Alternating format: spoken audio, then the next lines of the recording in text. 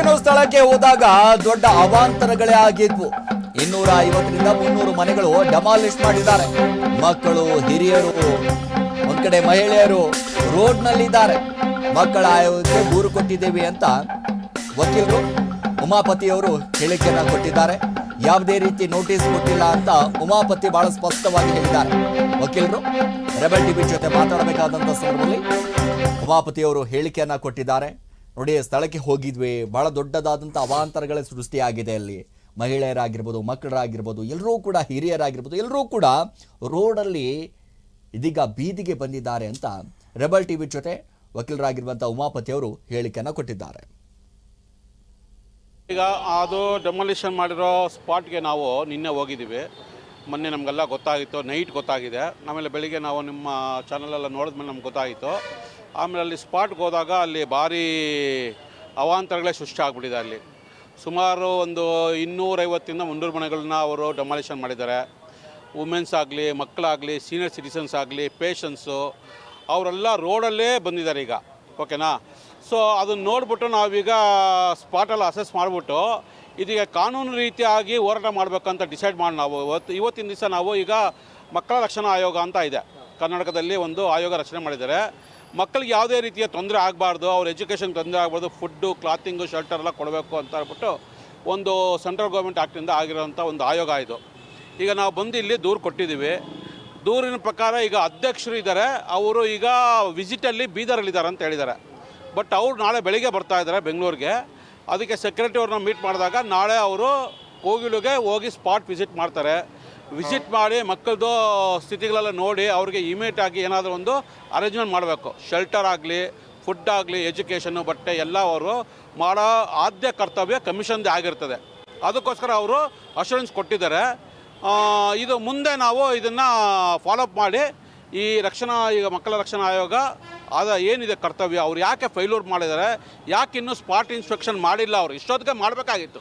Spot inspection ಮಾಡಬೇಕಾಗಿತ್ತು, ಇನ್ನೂ ಮಾಡಿಲ್ಲ. ಅವರು ಮಾಡಿಬಿಟ್ಟು ಮಕ್ಕಳಿಗೆ ರಕ್ಷಣೆ ಒದಗಿಸ್ಬೇಕಾಗಿತ್ತು, ಇನ್ನೂ ಒದಗಿಸಿಲ್ಲ. ಅದಕ್ಕೋಸ್ಕರ ನಾವೀಗ ಒಂದು ಮನವಿ ಕೊಟ್ಟು ಕಂಪ್ಲೇಂಟ್ ಕೊಟ್ಟಿದ್ದೀವಿ. ಒಂದು 2 ಡೇಸ್ ಅವರು ಟೈಮ್ ಕೇಳಿದ್ದಾರೆ.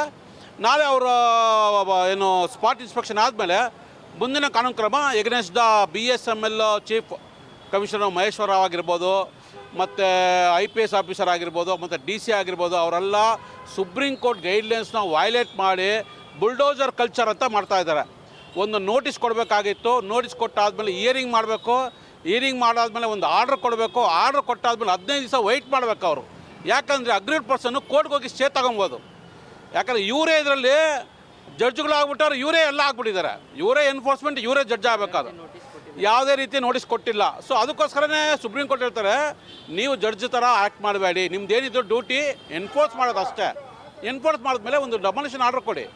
ಅಗ್ರೀಡ್ ಪರ್ಸನ್ ಹೋಗಿ ಜಡ್ಜ್ ಹತ್ರ ಹೋಗ್ತಾರೆ. ಅವರು ನ್ಯಾಯ ಅನ್ಯಾಯ ಆಗಿದೆಯಾ, ಇದು ಇಲ್ಲೀಗಲ್ಲ ಲೀಗಲ್ ಅಂತ ಡಿಸೈಡ್ ಮಾಡೋದು ಜಡ್ಜು, ಕೋರ್ಟು.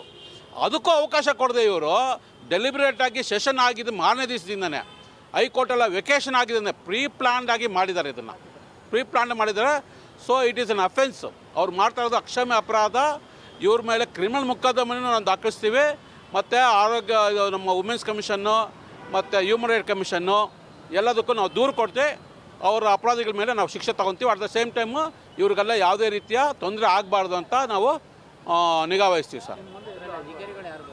ಹಾಂ, ಸ್ಥಳೀಯ ಅಧಿಕಾರಿಗಳೇ ಈಗ ಮಕ್ಕಳ ರಕ್ಷಣಾ ಆಯೋಗದಲ್ಲಿ ಯಲಂಕಾರ ಜೋನಲ್ಲಿ ಒಬ್ರು ಇದ್ದಾರಂತೆ, PCO ಅಂತ ಒಬ್ರು ಇದ್ದಾರಂತೆ.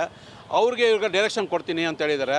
ಹೋಗ್ಬಿಟ್ಟು ಅವರೊಂದು ಸ್ಪಾಟ್ ರಿಪೋರ್ಟು, ಎಷ್ಟು ಜನ ಮಕ್ಕಳಿದ್ದಾರೆ ಬೀದಿಯಲ್ಲಿ, ಒಂದು ಫ್ಯಾಕ್ಟ್ ಫೈಂಡಿಂಗ್ ರಿಪೋರ್ಟ್ ಅಂತೀವಿ, ಅದನ್ನು ಸಲ್ಸಕ್ಕೆ ಹೇಳಿದ್ದಾರೆ. ಒಂದು ದಿವಸದಲ್ಲಿ ಇವತ್ತೇನಾದರೂ ಅವರು ಹೋಗ್ಬೋದು ಏನೋ ಗೊತ್ತಿಲ್ಲ. ನಿಮಗೆ ಗೊತ್ತ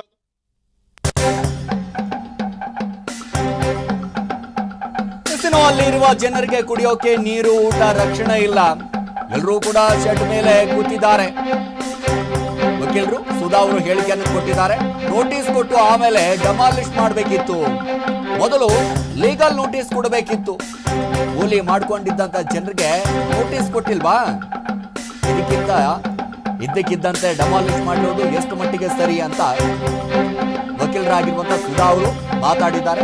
ರೆಬೆಲ್ ಟಿವಿ ಜೊತೆ ಮಾತಾಡಬೇಕಾದಂತ ಸಂದರ್ಭದಲ್ಲಿ ನೋಡಿ, ಅವರಿಗೆ ನೋಟಿಸ್ ಕೊಟ್ಟಿಲ್ಲ, ಏನ್ ಕೊಟ್ಟಿಲ್ಲ, ಅಲ್ಲಿರುವಂತ ಜನರಿಗೆ ಕುಡಿಯೋದಕ್ಕೆ ನೀರಿಲ್ಲ, ಊಟ ಇಲ್ಲ, ರಕ್ಷಣೆ ಇಲ್ಲ.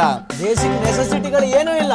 ಎಸ್, ನೀರಿಲ್ಲ, ಊಟ ಇಲ್ಲ, ಒಂದು ರಕ್ಷಣೆ ಇಲ್ಲ. ಮನೆಯಿಂದ ಆಚೆ ಹಾಕಿಬಿಟ್ರೆ ಏಕಾಏಕಿ ಅವ್ರು ಎಲ್ಲಿ ಹೋಗಬೇಕು, ಏನು ಮಾಡಬೇಕು, ಅವ್ರ ರಕ್ಷಣೆಯ ಬಗ್ಗೆ ಯೋಚನೆ ಮಾಡಬೇಕಿತ್ತು GBA. ಅದನ್ನು ಮಾಡಲಿಲ್ಲ. ಏಕಾಏಕಿಯಾಗಿ ಅವರನ್ನು ಹೀಗೆ ಆಚೆ ತಳ್ಳಿದ್ದು ಎಷ್ಟರ ಮಟ್ಟಿಗೆ ಸರಿ ಅನ್ನುವಂತಹ ಮಾತನ್ನು ವಕೀಲೆ ಆದಂತಹ ಸುಧಾ ಕಟ್ವಾ ಅವರು ರೆಬಲ್ ಟಿವಿಯೊಂದಿಗೆ ಮಾತನಾಡಿದ್ದಾರೆ. ಬನ್ನಿ ಅವ್ರು ಏನು ಮಾತಾಡಿದ್ದಾರೆ ಅಂತ ಕೇಳ್ಕೊಂಬರೋಣ. Byte please. ನಿನ್ನೆ ಈ ಪೇಪರು ಟಿ ವಿಯಲ್ಲೆಲ್ಲ ನೋಡಿಬಿಟ್ಟು ನಿನ್ನೆ ನಾವು ನರಸಿಂಹಮೂರ್ತಿಯವರು, ಉಮಾಪತಿ ಮತ್ತು ನಮ್ಮ ಅಖಿಲ್ ಬಾಬು 4 ಜನನೂ ಭೇಟಿ ಮಾಡಿದ್ವಿ.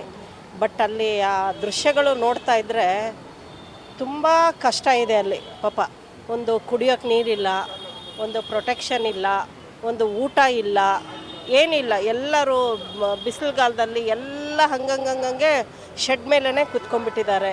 ಚಿಕ್ಕ ಚಿಕ್ಕ ಮಕ್ಕಳಿದ್ದಾರೆ, 1 ತಿಂಗಳು ಮಕ್ಕಳಿದ್ದಾರೆ, ಅಡೋಲಸೆಂಟ್ ಮಕ್ಕಳಿದ್ದಾರೆ. ಅವ್ರಿಗೂ ಒಂದು ರಕ್ಷಣೆ ಇಲ್ಲ, ಏನಿಲ್ಲ. ಈಗ ಯಾವುದೇ ಒಂದು ಡೆಮಾಲಿಷನ್ ಮಾಡಬೇಕಾದ್ರೆ ಫಸ್ಟ್ ಪ್ರಾಯರ್ ನೋಟಿಸ್ ಕೊಡಬೇಕು. ನೋಟಿಸ್ ಕೊಟ್ಟು ಅದು ಲೀಗಲ್ ಇರಲಿ, ಇಲ್ಲಿಗಲ್ ಇರಲಿ, ಫಸ್ಟ್ ಲೀಗಲ್ ನೋಟಿಸ್ ಕೊಡಿ ನೀವು, ಆಮೇಲೆ ನೀವು ಡಿಸೈಡ್ ಮಾಡಿ ಅಲ್ವಾ. ಈಗ ಹೌದು ಈಗ ಎಷ್ಟೋ ದೊಡ್ಡ ದೊಡ್ಡ ಅಪಾರ್ಟ್ಮೆಂಟ್ಗಳು ಎಲ್ಲ ರಾಜಕಾಲುವೆನ ಒತ್ತುವರಿ ಮಾಡಿದ್ದಾರೆ, ಕೆರೆನ ಒತ್ತುವರಿ ಮಾಡಿದ್ದಾರೆ, ರೋಡ್ಗಳನ್ನು ಒತ್ತುವರಿ ಮಾಡಿದ್ದಾರೆ, ಗೋಮಾಳ ಜಾಗಗಳನ್ನು ಅಕ್ವೈರ್ ಮಾಡ್ಕೊಂಡಿದ್ದಾರೆ. ಇದನ್ನೆಲ್ಲ ನೀವು ಪ್ರಶ್ನೆ ಮಾಡಲ್ಲ. ಅದೆಲ್ಲ ನಿಮ್ಗೆ ಇಲ್ಲಿಗಲ್ ಅಂತ ಅನ್ಸಲ್ವಾ?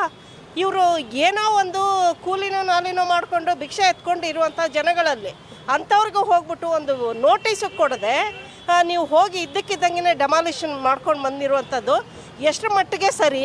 ಯಾಕಂದರೆ ಇವತ್ತು ರಾಜ್ಯ ಸರ್ಕಾರ ಯಾರು ಅಧಿಕಾರದಲ್ಲಿದ್ದಾರೋ ನಮ್ಮ ಜನಗಳ ಶ್ರೇಯಸ್ಸನ್ನು ನೋಡಬೇಕಾಗಿರುವಂಥದ್ದು ಸರ್ಕಾರದ ಜವಾಬ್ದಾರಿ. ಆದರೆ ಇವತ್ತು ಸರ್ಕಾರನೇ ಅವ್ರನ್ನ ಕೆಳಮಟ್ಟಕ್ಕೆ ತಳ್ತಾ ಇದೆ, ಇವತ್ತು ಬೀದಿಗೆ ತಳ್ತಾ ಇದೆ ಅಂತ ಹೇಳಿದ್ರೆ ಮತ್ತು ಆ ಜನಗಳ ಶ್ರೇಯಸ್ಸನ್ನು ನೋಡೋರು ಯಾರು? ಬರೀ ಇವರು ಶ್ರೀಮಂತರನ್ನ ನೋಡೋಕ್ಕಿದ್ದಾರಾ? ಬಡವರೇನು ಮನುಷ್ಯರಲ್ವಾ? ಅವ್ರಿಗೆ ಬದುಕಕ್ಕೆ ರೈಟ್ಸ್ ಇಲ್ವಾ? ನಮ್ಮ ಸಂವಿಧಾನ ಏನು ಹೇಳ್ತಾ ಇದೆ? ಎಲ್ಲರಿಗೂ ಬದುಕುವ ಸಮಾನತೆ ಹಕ್ಕಿದೆ. ಬಟ್ ಇವ್ರಿಗೆ ಎಲ್ಲಿ ಸಮಾನತೆ ಇದೆ? ಒಂದು ಬೀದಿಯಲ್ಲಿದ್ದಾರೆ ಇವತ್ತು. ಒಂದು ಕುಡಿಯೋಕೆ ನೀರಿಲ್ಲ ರೀ, ಅಲ್ಲಿ ಒಂದು ಕುಡಿಯೋಕೆ ನೀರಿಲ್ಲ. ಆಮೇಲೆ ಈ ಡೆಮಾಲಿಷನ್ ಮಾಡೋದಕ್ಕಿಂತ ಮುಂಚೆ 4 ದಿನ ಮುಂಚೆನೇ ಕರೆಂಟ್ ತೆಗೆದುಬಿಟ್ಟಿದ್ದಾರೆ. ಅಲ್ಲಿ ಪವರ್ ಸಪ್ಲೈನೇ ಇಲ್ಲ. ಇವತ್ತಲ್ಲಿ ಯಾರಿಗಾದರೂ ಒಂದು ಅರ್ಜೆಂಟಾಗಿ ಪರಿಚಯ ಇರೋರ್ಗೆ ಏನಾದರೂ ಒಂದು ಫೋನ್ ಮಾಡ್ತೀನಿ ಅಂದರೆ ಅಲ್ಲಿರೋರ್ದು ಮೊಬೈಲ್ಗಳೆಲ್ಲ ಚಾರ್ಜಿಂಗೇ ಇಲ್ಲ ಅಲ್ಲಿ. ಆ ಒಂದು ಪರಿಸ್ಥಿತಿಗೆ ತಂದು ಎಲ್ಲ ಪ್ರೀ ಪ್ಲಾನ್ ಮಾಡಿರುವಂಥದ್ದು ಇದು ತುಂಬ ಉಲ್ಲಂಘನೆ ಆಗಿದೆ. ಮಾನವ ಹಕ್ಕುಗಳ ಉಲ್ಲಂಘನೆ ಆಗಿದೆ, ಮಕ್ಕಳದ್ದು ಉಲ್ಲಂಘನೆ ಆಗಿದೆ, ಆಮೇಲೆ ಮಹಿಳೆಯರ ಹಕ್ಕುಗಳ ಉಲ್ಲಂಘನೆ ಆಗಿದೆ. ಸಂಪೂರ್ಣವಾಗಿ ಉಲ್ಲಂಘನೆ ಆಗಿರೋದಕ್ಕೆ ಇದಕ್ಕೆಲ್ಲ ಸಂಪೂರ್ಣವಾಗಿ ಸರ್ಕಾರನೇ ಜವಾಬ್ದಾರಿಯಾಗಿದೆ. ಇಮಿಡಿಯೇಟಾಗಿ ಆ ಮಕ್ಕಳಿಗೆ ಏನು ರಕ್ಷಣೆ ಕೊಡಬೇಕು, ಹೆಣ್ಮಕ್ಳಿಗೆ ಏನು ರಕ್ಷಣೆ ಕೊಡಬೇಕು, ಅಲ್ಲಿರೋಂಥವ್ರಿಗೆ ಏನು ರಕ್ಷಣೆ ಕೊಡಬೇಕಾಗಿದೆಯೋ ಇಮಿಡಿಯೇಟಾಗಿ ಅವ್ರಿಗೆ ರಕ್ಷಣೆಯನ್ನು ಕೊಟ್ಟು ಅವ್ರಿಗೆ ಇಮಿಡಿಯೇಟಾಗಿ ಶೆಲ್ಟರ್ ಕೊಡಬೇಕು ಅಂತ ನಾವು ಒತ್ತಾಯಿಸ್ತಾ ಇದ್ದೀವಿ. ಜೊತೆಗೆ ಇವತ್ತು ನಾವು ಎಲ್ಲ ಕಡೆನೂ ಕಂಪ್ಲೇಂಟನ್ನು ಕೊಡ್ತಾ ಇದ್ದೀವಿ.